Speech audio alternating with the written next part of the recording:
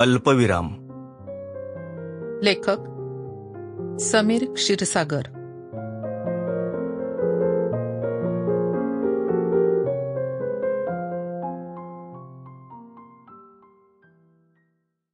नेहमीप्रमाणेच मुंबईतून बाहेर पडायलाच 1.5 तास लागला.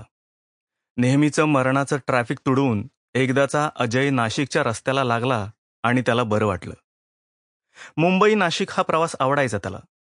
कितीतरी आठवणी होत्या त्या रस्त्यावरच्या.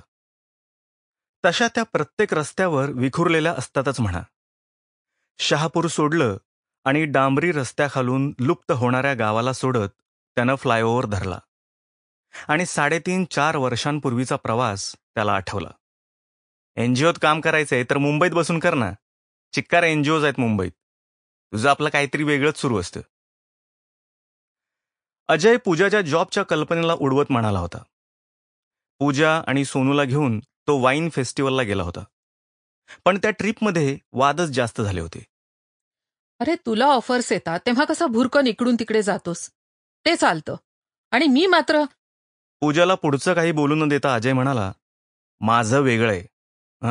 तू उगाच काहीतरी खयाली पुलावर रंगवू नकोस आणि आपली तुलना करू नको. तू हे जरा पूजाला लागलंच होतं. पण तेव्हा ती नेहमीसारखीच गप्प बसली होती. किती हसण्यावरी नेलं होतं आपण सगळं. गाडी चालवता चालवता अजयच्या मनात येऊन गेलं.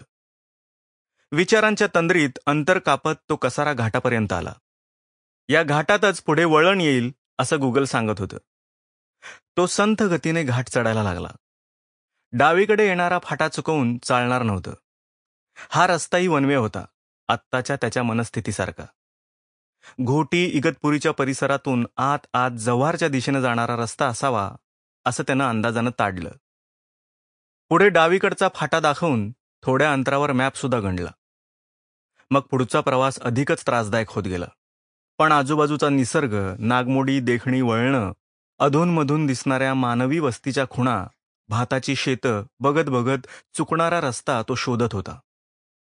एखाद्या गावापाशी रस्त्यालगत उभ्या असलेल्या एखाद्या भावड्याला नेमकं कुठं जायचं याबद्दल विचारत, एखादं वळण चुकलं तर गाडी मागे आणत, पुन्हा रस्त्याला लागत, विचारत, चुकत, कुठं अंदाजाने गाडी हाणत तो कसा बसा पोहोचला.